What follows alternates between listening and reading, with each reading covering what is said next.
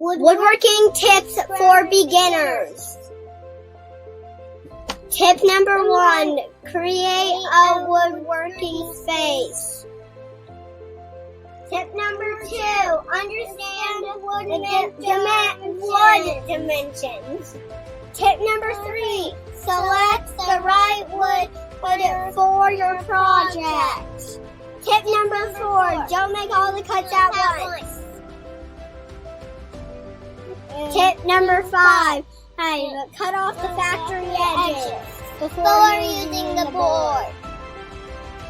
Tip number 6, sand before assembly.